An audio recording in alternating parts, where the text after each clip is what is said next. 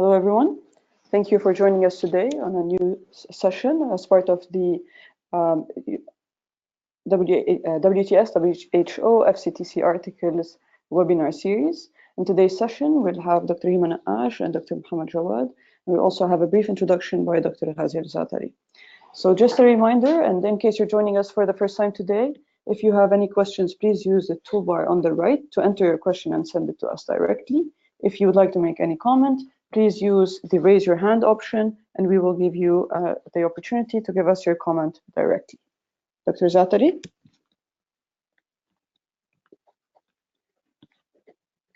Hello, I would like to greet everybody from different parts of the world and welcome you to the second session of this webinar series that are sponsored by the Knowledge Hub on water tobacco smoking.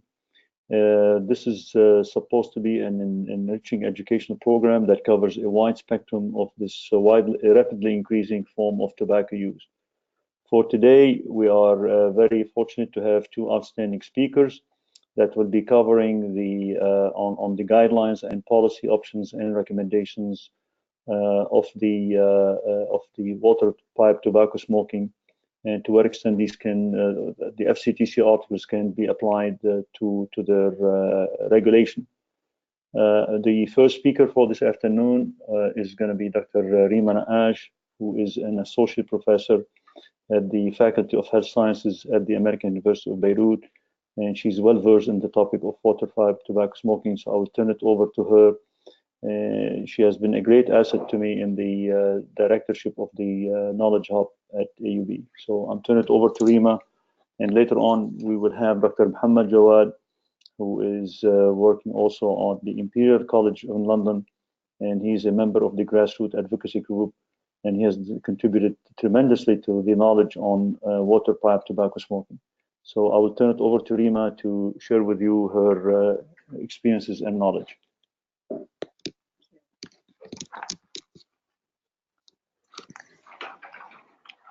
Hello, everyone. Thank you for joining this webinar. I will be starting as a presenter with the first few objectives, and then Dr. Mohammed Jawad will take over. We will be going back and forth between slides. The objectives of the webinar will be first to review the key components of the WHO Framework Convention on Tobacco Control, to describe the global water pipe tobacco policy discourse, what's been done and discussed to date. We'll be reviewing examples of national tobacco policies, specifically in relation to water pipe tobacco. Then we will talk about the uniqueness of water pipe tobacco as compared to cigarettes, and what sorts of challenges and barriers this might pose when talking about guidelines and policies. And towards the end, have a discussion on water pipe tobacco policy options and some problems with respect to the WHO FCTC and how we can overcome them and join hands in overcoming them. So as a start, it's important to review the key components of the WHO FCTC framework in order to understand how to move forward in applying this convention specifically to water pipe. Of course, the convention is an evidence-based convention that's been signed by members from the World Health Organization. It came into force in 2005. It's a legally binding document, and currently there are 181 parties covering more than 90% of the world population. It provides a guideline, a roadmap to countries on implementing evidence-based tobacco policy, and it does include the water pipe as a tobacco product. An overview of what the convention covers in terms of what the treaty covers in terms of articles and guidelines and policies to combating the tobacco epidemic. On the topic of lobbying, the convention includes an article that's specific that calls for limiting any interactions with the tobacco industry or any interaction between the tobacco industry and policymakers, and to protect policymaking. So any interference of the tobacco industry in policymaking, that is with regards to all of the tobacco products, of course, cigarettes, and we know what sort of interaction takes place with the tobacco industry and how that influences policy making, and particularly also for the water pipe tobacco industry and interference in that. It has demand reduction measures, which focus on tax and other measures to reduce tobacco demand. On the topic of passive smoking, it has obligations to protect people from secondhand smoke. With regards to contents and emissions of tobacco products, it has an article that's specifically related to regulation and ingredients and disclosure of ingredients and content of tobacco products. It has an article that outlines and guidelines that are specific to packaging and labeling, with specific percentages of packaging and labeling of tobacco products, and the suggestions for larger health warnings, larger textual, and of course more pictorial health warnings.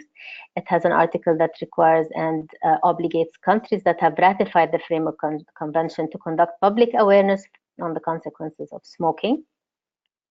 Requires comprehensive bans, of course, because evidence documents partial bans are not effective in protecting from consumption of tobacco products. It does have under it an article that requires development of cessation programs and treatment of addiction on tobacco products. A specific article in the Framework Convention on Tobacco Control, which led to the adoption of a protocol, is related to illicit trade of tobacco products and elimination of illicit trade of tobacco products. Has restrictions on sales to minors, and has a specific Article 20, 21, and 22 that address the need for specific tobacco-related research and sharing among parties that are signatories of the Framework Convention on Tobacco Control. So what has been the global water pipe policy discourse and the discussions around policy? An advisory note in 2005 was published by the World Health Organization by the WHO Study Group on Tobacco Product Regulation in 2005. And this advisory note actually revised what the state of science is with regards to what we know so far about water pipe tobacco, in addition to suggested actions for regulators. Overall, it provides a good summary to that up to that date of what was known and what was the science around water pipe, and gives regulators suggestions for action.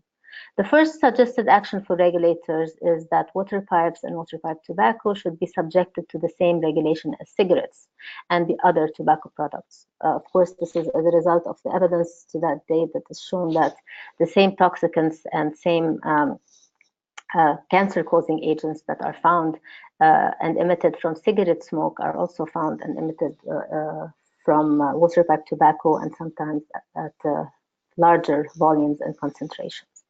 The second suggested action for regulators was specific to health warnings. So it said water pipes and water pipe tobacco should include strong health warnings.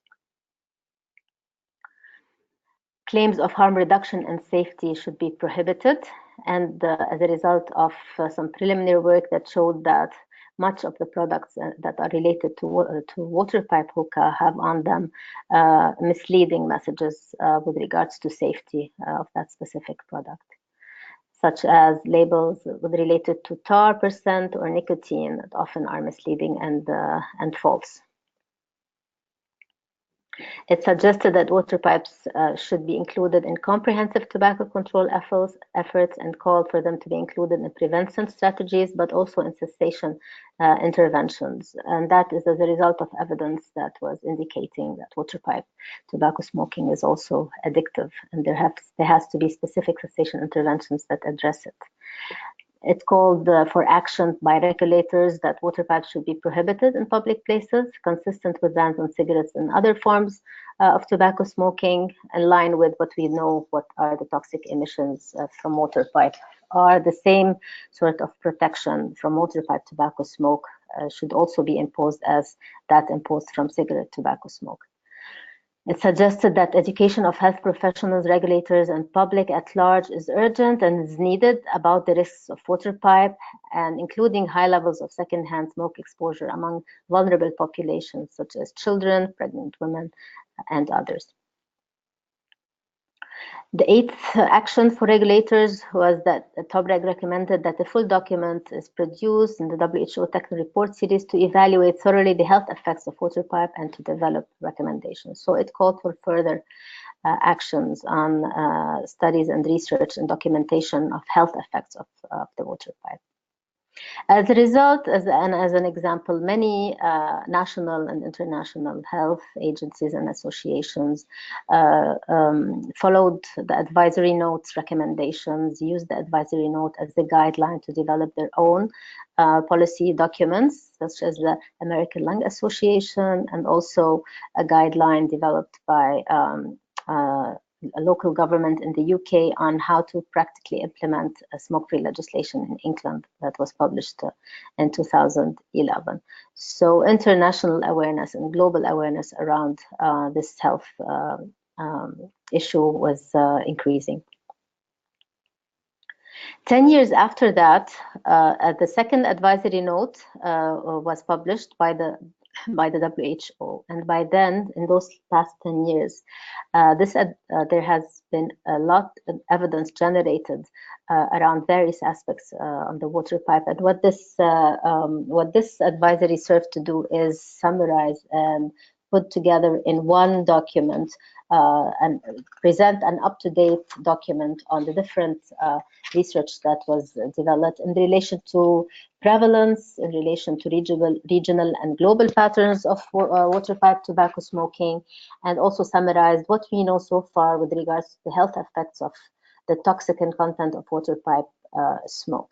It outlined the research needs, but also outlined suggested actions for reference. And it started to provide and indicate that there's a need to think about Waterpipe differently, that it's a context-specific dialogue that we cannot keep talking about regulating and regulations and policies in the same way that policies and regulations, or as the same policy and regulations that you regulate cigarettes, because of the nature of Waterpipe tobacco smoking. The international community was practically coming together around this topic. So there has been an organization of international conferences on Waterpipe tobacco smoking with objectives starting from the need to build evidence for intervention and policy right around the time before the actual second advisory note was published, and then the need for moving forward in terms of action and further capacity building and knowledge translation in relation to Waterpipe tobacco smoking, and developing collaborative partnerships globally in order to move forward policies and evidence-based policies that in relation to Waterpipe tobacco smoking. The Conference of Parties, which is the ruling group that brings together members that have ratified or signed the Framework Convention on Tobacco Control, actually was picking up the issue. In fact, there was a lot of advocacy that happened in earlier Conference of Party meetings that called for and advocated to have the topic on the agenda, to have the issue of Waterpipe tobacco smoking on the agenda. I presented in the second Conference of Parties in 2007 on why Waterpipe tobacco smoking is a public health concern. There were advocates from regional groups that called for it to be included on the agenda. And the third session of the Conference of Parties, which was held in South Africa, actually the IDRC funded a group of researchers to go and present on Waterpipe tobacco and talk about policy solutions specific to the need for health warnings. It wasn't until the sixth Conference of Parties where a decision was actually done on the need to control and prevent Waterpipe tobacco products. And in the Conference of Parties, the seventh session, also there was a report that was produced by WHO that highlighted the need to control and prevention of Waterpipe tobacco products. So now we will move on to the second objective, which is to highlight how have national tobacco control policies addressed Waterpipe to date, and Dr. Mohammed Jawad will take over now from me.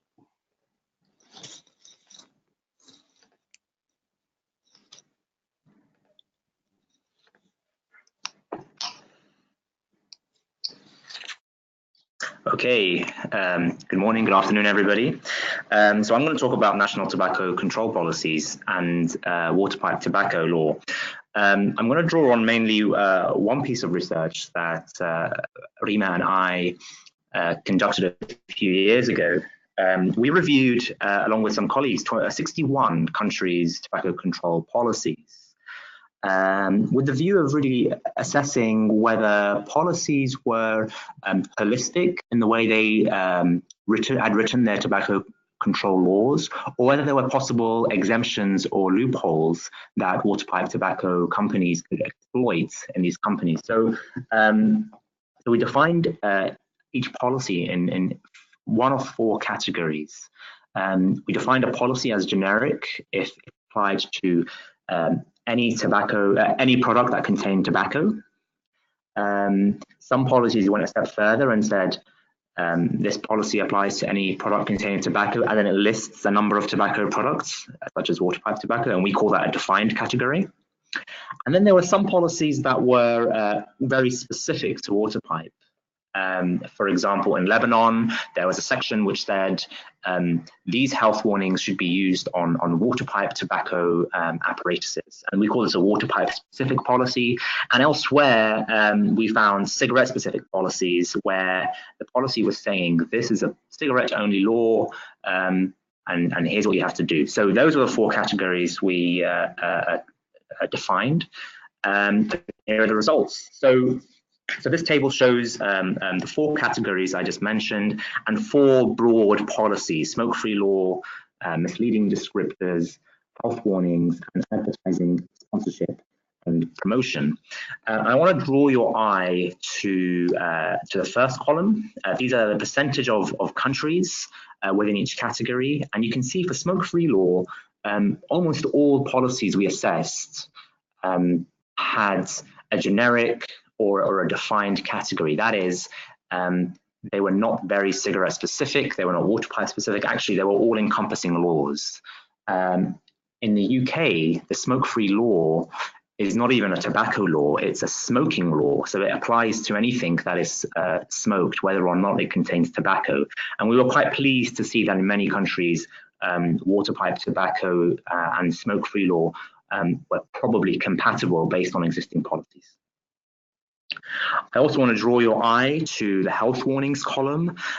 We found actually about a quarter of policies we assessed described laws about health warnings, but only specific to cigarettes. And if I were a member of the waterpipe tobacco industry, I would clearly see this as an exemption from waterpipe to do for health warnings on my products. And we thought that was a concern. Interestingly, we found that about 10% of policies had no law at all when it came to misleading descriptors, whether or not that's cigarettes, waterpipe, or other tobacco products. We thought that was also a concern and an interesting finding on the side. A few years ago, some colleagues and I conducted a review of the literature to look at interventions for waterpipe tobacco smoking prevention and cessation. This was a systematic approach, so we think it was methodologically robust, and we synthesized the information narratively. It concluded a mixture of interventions from individual level interventions to those delivered at a group level or those delivered at a policy or population level. It's a really interesting read, and I say that with the caveat that I actually was the first author on it, so I wrote it myself. But actually, the main finding was that there was really a lack of evidence of effectiveness for most interventions, including policy. There were some promising results, but we needed higher quality interventions, but also higher quality evaluations of policy. We really don't know whether many of these policies are having the desired impact. So evaluation is really important here. So why has it not been easy to regulate the waterpipe tobacco industry? And you can rephrase this question as, how is waterpipe tobacco use distinctly different to cigarette use? And also the same answer to this slightly different question, why is it not possible to simply transpose cigarette laws onto water pipe? So 3 slightly different questions, they all have the same answer. So let's talk through this briefly. Water pipe tobacco is unique for a number of reasons. The first main reason is that, by and large, it's a stationary tobacco use method. Like the picture that Rima sent to me, which shows the contrary, you generally have to sit down at a chair and table, and you're relatively immobile as you're smoking this product. Alongside that, it's actually a lengthy tobacco use method. Cigarettes tend to take a couple of minutes to consume, but actually water pipe smokers spend at least 20 minutes, often an hour, sometimes even longer, smoking water pipe, and that has implications on policies, as we'll come to later. Thirdly, and this is really important, water pipe tobacco is often used in dedicated cafes and restaurants. What I mean by dedicated is that you will find cafes and restaurants who make substantial income generated from the sale of water pipe tobacco. You tend not to see this anymore with cigarettes. Actually, in the UK, retailers that stock cigarettes make absolutely zero profit on cigarette sales, and the only reason they have them is that people come in to buy cigarettes and they hope that they'll buy things alongside it as well. But it's actually a zero profit product in the UK, but for water pipe, it's completely the opposite. You have really dedicated cafes and restaurants who are selling this product and making a lot of money from it. Fourthly, flavor is the main product focus. Again, this is different to cigarettes, where the main focus is perhaps nicotine dependence. With water pipe, it's flavor. And you can see from this advert that actually the flavors do make the product look very enticing. And one of my colleagues, Ramzi Saloom from the US, has done a lot of research on this and actually found that flavors are probably the strongest reason why people decide to use water pipe, more than the actual price of the product and more than the actual content of nicotine in that product. And that's really, really important, because with cigarettes, we really focus on price as the main driver of use. But with water pipe tobacco, it appears to be flavor. Fifth, sharing with friends is a dominant feature. And you know, this ties in very strongly with the cultural social use of the product. It has a lot of accessories, the 6 unique aspects of water pipe tobacco: charcoals, device, hoses. Here are a few pictures that illustrate that.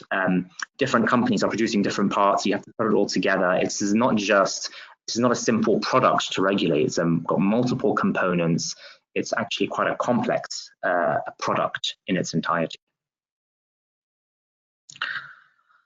Seventh, there's strong social and cultural acceptability, a bit like what cigarettes was like 100 or so years ago, when it was taking off as a fashionable and social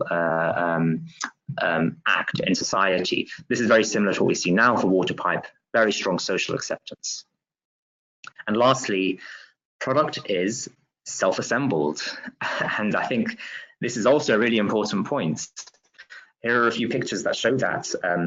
On the left, we have packets of dry tobacco flakes that have been manufactured, and underneath all the flavors that you can add to it. You can cocktail the flavors you like. You can add certain amounts, more or less.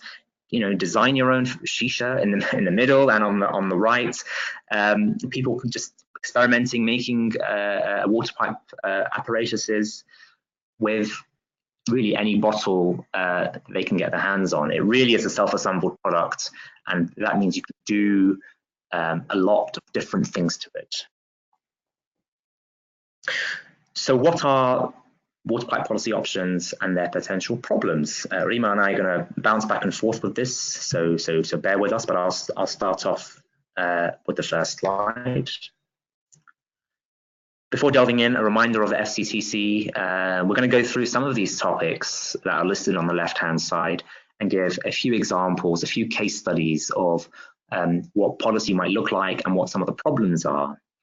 But really, we could talk in depth about just one of these areas for a long time, so we'll try to be brief. Firstly, let's talk about lobbying and Article 5.3, so restricting the interaction between policymakers and the industry.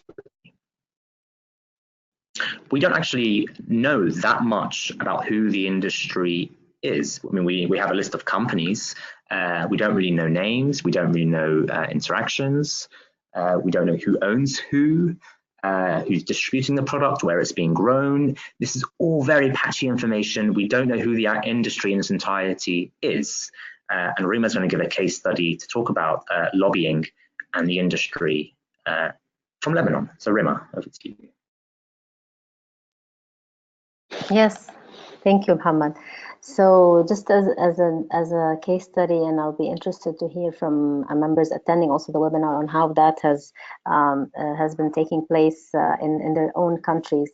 But knowing that Article 5.3 calls for protection from interference of the industry, understanding the water pipe actually industry is very important to in the case of protecting policy making. And in the case of Lebanon ratified the Framework Convention, and Lebanon issued a policy that was actually looking at protecting from secondhand smoke, and it is also protecting from secondhand smoke related to cigarettes and water pipe. Before the policy was implemented, before the policy, was actually approved or adopted, during the discussions with the Lebanese parliament, the sticky point and the most contentious issue was banning of water pipe smoking indoors. And the hospitality industry was working hard, lobbying with parliamentarians to allow for water pipe tobacco smoking in Lebanese food serving establishments. And they had no problem with banning smoking indoors with restaurants that actually served foreign food. So they were very strict in that, and they tried very hard to introduce loopholes in the law to allow for water pipe tobacco smoking indoors. The law actually was adopted, was ratified, was voted upon by the parliament, a strict one. So it did include banning water pipe tobacco smoking, but the hospitality industry continued to interfere, and the syndicate of restaurants worked with partners, with large tycoons, owners of water pipe serving establishments that owned conglomerates of cafes and coffee shops that are local but also regional. And together they decided to violate, not abide by the law, and that has been so far the main reason behind why the law is not implemented. The water pipe has been the main issue behind Law 174 not being implemented. Okay, so thanks, Rima. I noted I noted when you said that there wasn't much lobbying going on from manufacturers of the tobacco, water pipe tobacco industry. It was more the end kind of retailers and hospitality industry that was doing it. And I think that's really interesting, because the cigarettes is almost the inverse. But anyway, that's one example. Let's talk about taxation now. So taxation, there are a number of demand reduction measures outlined in Articles 6 and 7 of the FCTC, but taxation is really important as one of them. We say, and I'm guilty of this, we say very blankly and broadly, raise water pipe tobacco taxes in line with cigarettes. And we say this because historically, taxation is the single best tobacco control measure. It's known to prevent uptake and promote cessation of tobacco. It's also income generating for governments, so there's a strong incentive for them to take it up. And when you're raising taxes of different tobacco products together, you minimize substitution between them, which is sometimes an unintended consequence of raising taxes on one product. But there is a problem. And in this problem, I'm going to give you a case study from the UK about taxation. Okay. So this is the current UK tobacco tax situation. With cigarettes, there is an excise duty of 16.5% of the retail price and £207.99 for each 1,000 cigarettes. Okay, and that's quite a substantial tax for excise. For water pipe tobacco, it's 114.6p per kilogram. You can see, obviously, there isn't a percentage of the retail price for water pipe tobacco, and the actual rate per kilogram is lower than the rate you see for cigarettes. But it might look okay. I mean, £114 is quite a lot for taxation. So some people might say that's adequate. But let's do some calculations back of the envelope, if you like. So the first calculation is, let's work out the tax on cigarettes and the percentage of excise tax on cigarettes. Let's assume that one pack costs £10, and that's a conservative estimate in the UK. They're probably a bit higher now. So on one pack of cigarettes, the tax calculated from what I've got on the table is about £5.81, which is about 58% of the total retail price. So 58% of the total retail price is tax, and that's quite high. When you factor in VAT and import duty, it gets even higher. But for the simplicity of this explanation, 58% is quite high, and we like that. Now, we do the same sums for water pipe tobacco. We have to make a few assumptions. We have to assume that when you're buying water pipe tobacco in a cafe, that water pipe apparatus holds 10 grams, and the session costs £15, which is about $17, $18, slightly more. So on that one cafe session, the amount of tax is £1.14p, which is 7.6% of the retail price. Okay, so the current situation you see is huge gap in the effects of taxation between cigarettes and between water pipe tobacco, from 58 to 8. Okay, so much room for improvement. So, as mentioned, let's raise water pipe tobacco taxes in line with cigarettes. Let's pretend we've managed to convince the finance minister to make equal the excise rate on water pipe as we have with cigarettes. Cigarette sums stay the same, we're still at 58%, but actually if we apply this new formula to water pipe, under the same assumptions, we actually find that of a £15 session that holds 10 grams, £4.55 of that would be excise duty, and that's only 30% of the total price. Why is it still half the effect, even though the policy is the same? And the reason for that is actually water pipe tobacco is sold at a much higher price per gram of tobacco than cigarettes, especially in cafes. Okay, so here we're saying let's do the same policy, but actually we're not having much of an impact still. We're still halfway there to reach what we want for cigarettes. So do we want the same policy, or do we want the same policy effect? That's my question. Okay, now what do we need to do to the tax of water pipe in order to get the same policy effect? Okay, if you do some more sums, you actually need to tax water pipe at £624 a kilo. That's 3 times more than the tax rate for cigarettes in order to achieve just the same policy effect of having a 58% excise duty.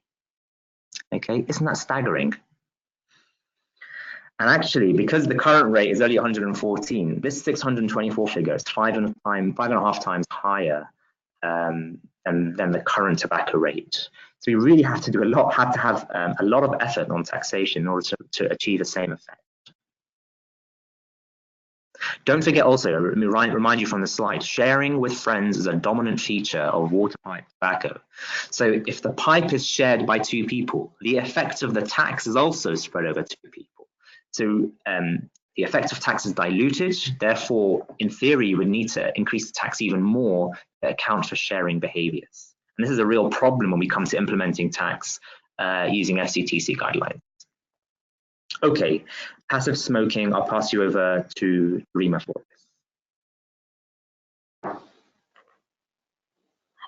this. Okay, thank you, Mohammed. So in relation to the water pipe industry, and as I spoke earlier, it's important to understand the water pipe industry practices because it's crucial for the success of tobacco control and crucial for the success of specific water pipe tobacco control. And when we talk about the industry, we don't talk only about the distributors and manufacturers. So we're talking about the persons and companies that are engaged in the preparation, the growth, the sale, or the shipment. But we're talking about are involved in the advertising, the distribution.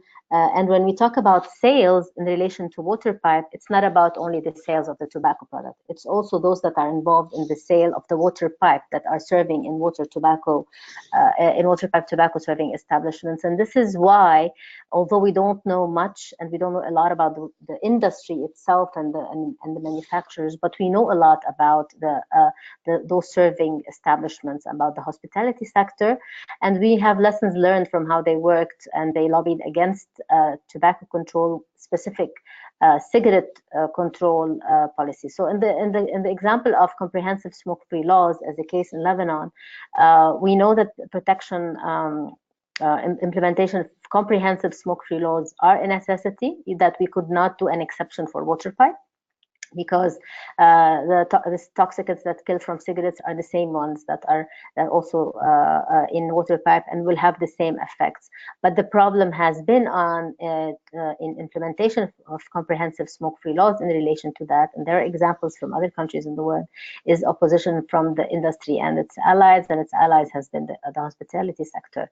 In the case of Lebanon, the other problem is general weak enforcement and governance structures at a national level to allow for enforcement, or at least to face opposition in the faces opposition from the hospitality sector. So for Law 174, if you can just, in the case in Lebanon, the main arguments that were echoed to confront smoke-free laws were the same ones that you would hear all over the world. This is just an example of a protest that was conducted by the hospitality sector, where it's written in Arabic, tourism. So the tourism, killing tourism as a counter argument to smoke-free laws, and they have a casket with tourism written on it, and the same tactics, strategies, but specifically highlighting how banning Waterpipe will actually influence the industry. So at the time, there was a private and confidential report that was commissioned by the hospitality sector by Ernst & Young, and it was presented to the Prime Minister. And within it, in the infographics that were presented by the Syndicate of Owners of Restaurants, there was how Lebanese cafes will be suffering from banning of Waterpipe tobacco smoking indoors. So the law still allowed for serving Waterpipe outdoors. It wasn't banning serving Waterpipe in those cafes, but it was banning serving indoors. And then numbers that reflected how that influenced the income and the workforce and the labor force of those cafes and restaurants.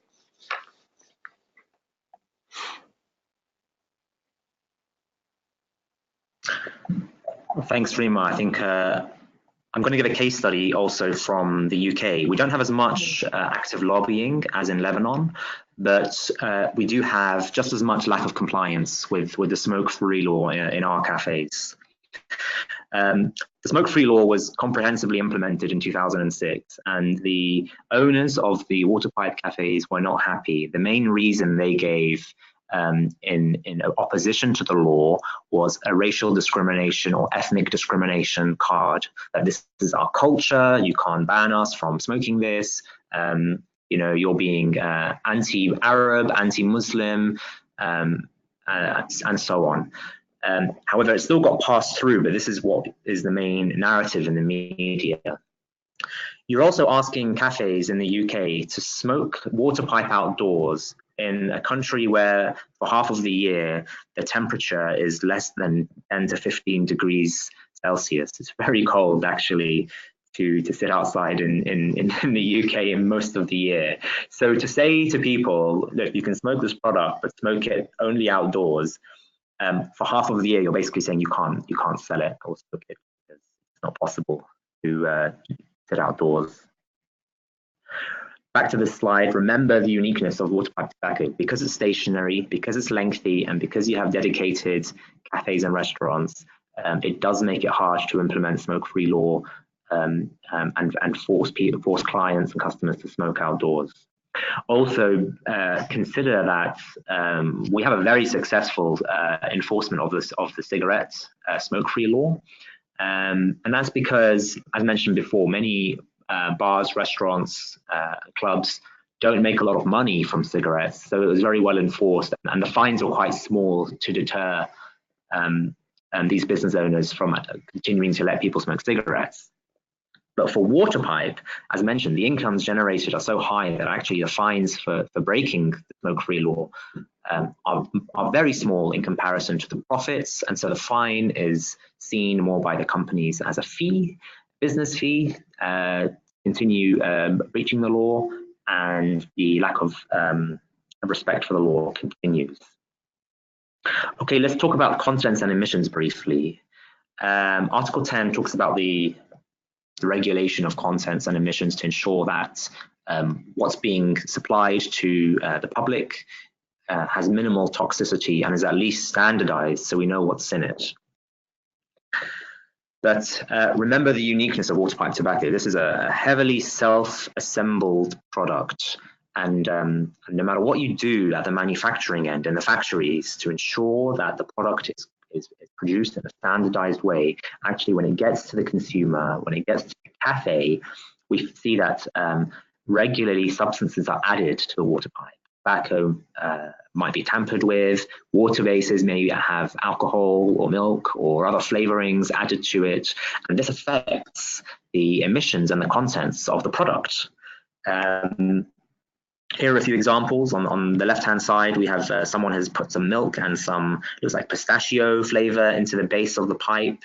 I remind you of my earlier picture of dry Waterpipe tobacco flakes, whereby you can add a cocktail of different flavors yourself and make your own mixture. But also on the right-hand side, you can see apparatuses can be designed to include things like ice, and icing the tobacco while it's being heated can also alter the emissions substantially. So I think controlling for this is going to be very difficult. It has to be enforced, not just on the manufacturer side, but also at the cafe. And my biggest question is whether governments should consider Waterpipe cafes both as retailers and as manufacturers. They therefore have to go through abide by strict manufacturing guidelines if they decide to alter the product in any way. I'm going to hand you over to Rima to talk a bit about packaging and labeling, which she has a lot of experience with. Rima. Thank you. Okay. Thank you. Thank you. Are we on? Yes. Okay. So one of the main articles in the Framework Convention is on packaging and labeling, and that is there are guidelines for Article 11, which is on packaging and labeling, and the guidelines require how much percentage of the packs need to be covered with health warnings, what are the labeling requirements, and recommends larger textual but also pictorial warnings. And many of the countries have moved forward regulating pictorial warnings. With regards to Waterpipe tobacco smoking specifically, there's a lot that needs to be done, a lot of research that needs to be done on thinking on what are the appropriate health messages that need to be put on Waterpipe, what are the specific images and the Waterpipe specific images that can be used. Do we need population specific, culturally specific images, or can we use different images or messages or health warnings across populations? But what the main problem is the question that's raised, and that which is unique about the Waterpipe, is that do you just label the tobacco packages?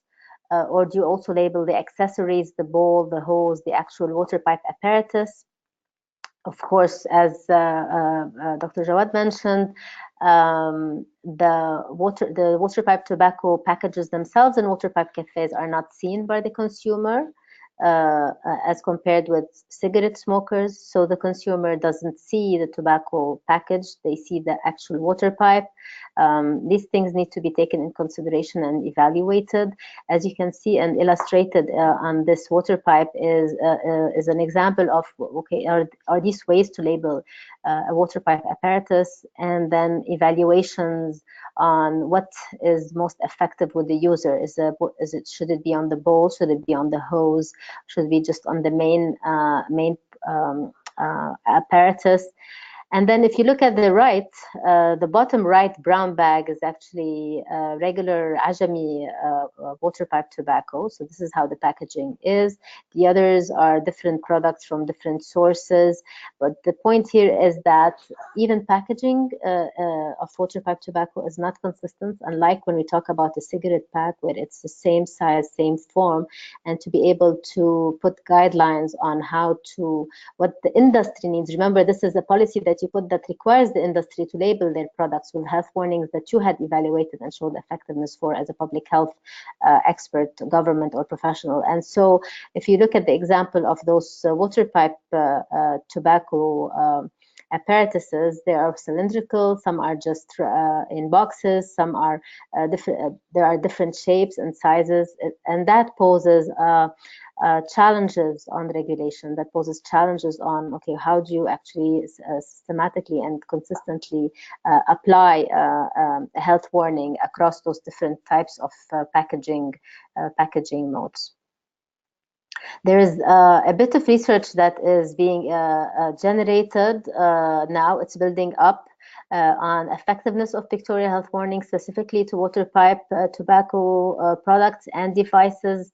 This is just an example of a study that was presented in the latest World Conference on Tobacco Health in Egypt, and which evaluated qualitatively a number of health warnings through focus groups and in-depth interviews, and looked at what pictorial health warnings, how users reacted to them, what was most attractive to them, and in order to inform policy on what would be the best approach to placing and labeling water pipe, water pipe warnings.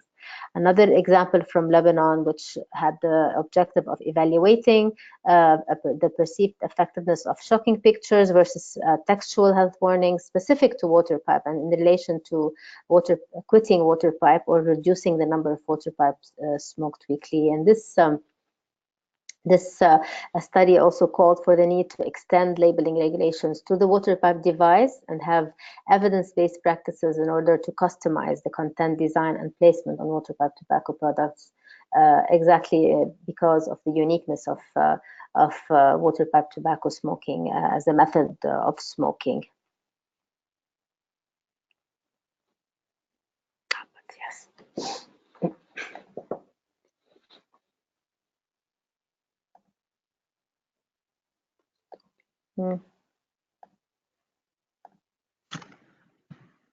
Okay, it's back to me. I'm just going to finish off the presentation in the last few minutes. Just to add to what Rima said, because the water pipe is smoked in dedicated cafes and restaurants, you end up getting a lot of marketing from these restaurants, a lot of menus that are distributed. These all also require health warnings. And as mentioned, of course, when water pipe packs are seen in the cafes, the water pipe packs are not seen in the cafes, as customers are served the device pre-prepared. So the need for accessory-based health warnings is really important. So I'm going to talk about awareness as the last item. This is Article 12. At Still Tobacco, the advocacy group that I'm part of, we develop a lot of posters on water pipe awareness. It's so important to kind of reach the public and correct the many myths that are out there on water pipe tobacco. We need mass media campaigns. They really do empower individuals to make healthier choices, but only when supported by enabling environments. The policies are adequately implemented across the board. There is a need for a health awareness repository, and you can see here some lovely pictures from Rima's colleagues in AUB who have done some great health awareness work. There is a problem though. The problem that I found is that many organizations raising awareness about water pipe tobacco are stuck on a statistic that water pipe is equivalent to smoking 100 cigarettes or more. And this comes from the first 2005 WHO advisory note, which we talked about earlier in the presentation, that talks about the volume of smoke produced by water pipe. But actually, the contents of the smoke is quite complex. It's not, and factually speaking, it's not accurate to say that water pipe is equivalent to 100 cigarettes. Actually, we don't know how many cigarettes it's equivalent to, but we know it's as bad as smoking cigarettes. But we don't know which messages work. None of this has really been tested. Not much has been published. We are in a world where we have a status quo bias, and the status quo is that we've done a lot of health awareness on cigarettes, and so people are always going to compare what we know about cigarettes and apply it to water pipe. The 100 times worse than cigarettes message, in my opinion, is well-intentioned, but generally alarmist, and it could adversely affect scientific credibility, which is what I've seen from some of the focus group work I've done with regular water pipe smokers. There are other policy problems and issues that we have not discussed that I'll mention in bullet point form and maybe for another presentation. The first and probably most important, should we be advocating for a ban on flavored water pipe tobacco? This isn't really under any article of the FCTC, but it's one of the main reasons why people smoke, especially young people, why they smoke water pipe tobacco. Also, what's the role of harm reduction, especially if we remove charcoal? In the last presentation given by Dr. Zahteli, there was lots of graphs and tables on emissions, and actually lots of this can possibly be reduced if charcoal were removed. There's a multidisciplinary issue here as well. This is not just tobacco. Water pipe is not just a tobacco issue. There's fire risk, there's health and safety issues inside cafes.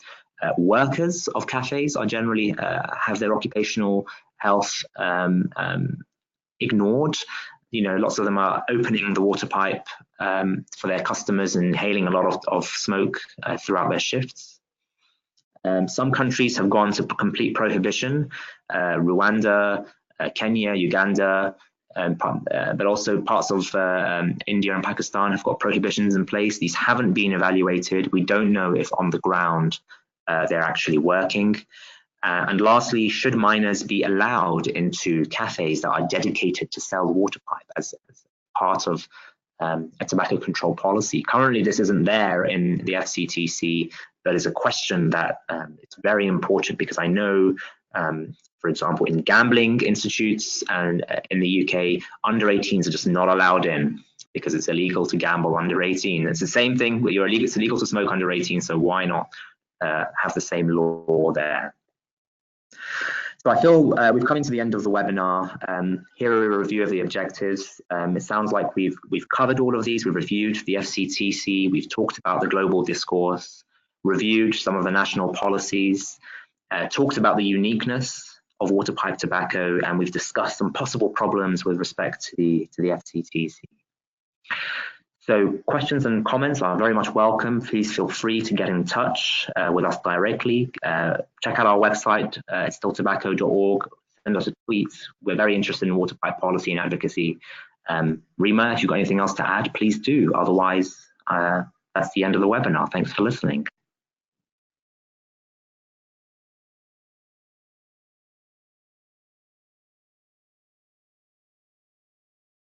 Thank you, Dr. Nakkash. Thank you, Dr. Jawad. So if anyone has any question, okay, so we have our first question, and so Faloye, can you please give us your comment? Okay, yes, fantastic presentation, Dr. Rima and Dr. Mohammed Jawad. I just want to ask if, because there's actually scarcity of research work on water pipe smoking around Nigeria. So I wanted to ask if there was anything that actually been done for like a support system from the probably the WHO to increase research on water pipe in low middle income countries like Nigeria. I don't know if that is in place. Then for some of the things that have been raised, there are quite some contextual differences in our own country and from what from the little work I've done on observing waterpipe tobacco smoking in Nigeria. So I don't know if there will be enough time to share that, but of course I look forward to share that on another platform so that I can allow other people. But are there actually things, is there an opportunity for enhancing or increasing research work on waterpipe in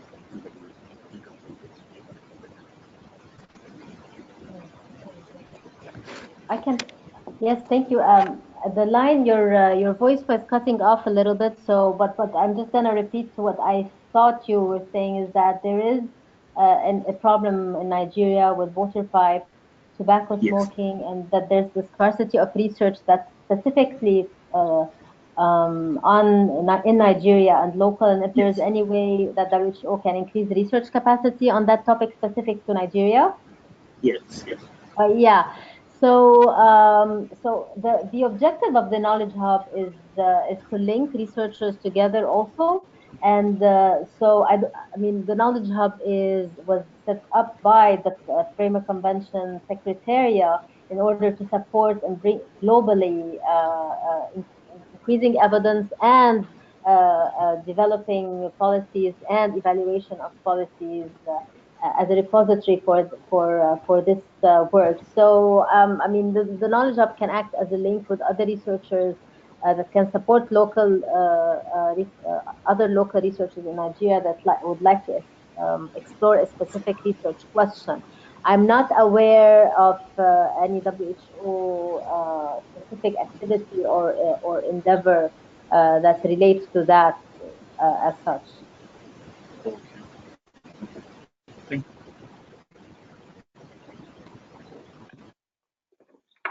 Okay, and so we have a comment that says that we have just enforced the tobacco control law in Georgia. As the winter season approaches, the business sector and tobacco industry is pushing cigarettes and waterpipe tobaccos, electronic cigarettes and waterpipe tobacco smoking inside the buildings. We need to have a proper communication campaign to overcome these challenges. Could you please also share harms of waterpipe tobacco smoking from the medical point of view? Thank you.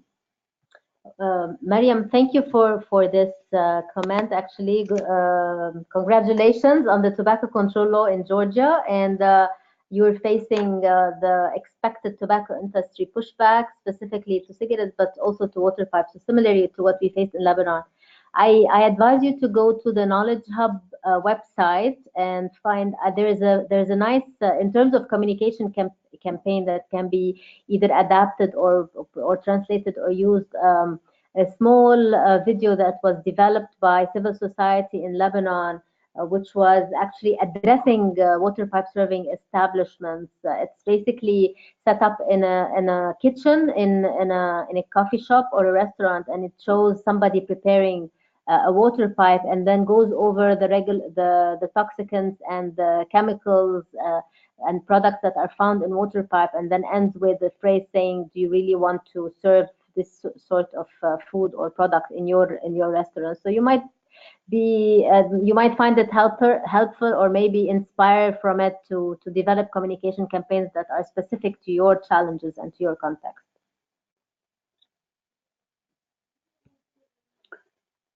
So one more comment, which is, I think the issue is not about generating policies as much as about implementing the policies and to how much we educate our societies to accept the evidence-based policies. Yes, absolutely. I mean, just to respond to this comment, yes, I agree. It's one thing to have a policy set in place, but enforcing it is a whole other issue. However, this is also an argument that we keep saying here in Lebanon, is that you also need to have the proper policy in place, and the policy that once implemented, once you can actually reach a point of implementation, is a policy that has been shown to be effective and has been evaluated properly. So both are important elements and aspects of reaching a solution. Yeah, I'd like to add to that. I completely agree. It's all about the implementation, actually. We've recently had laws in the UK banning cigarette smoking in cars with children under the age of 18 present. And you know, a lot of publicity goes on before the law is implemented to make people aware, to ensure that the policy is self-enforced. And I think relying too much on law enforcers to ensure the policy is enforced really puts a strain on resources locally.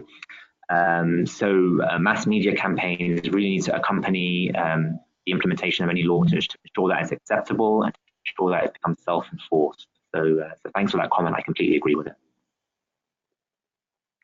Okay, and I think that's it for comments and questions for today.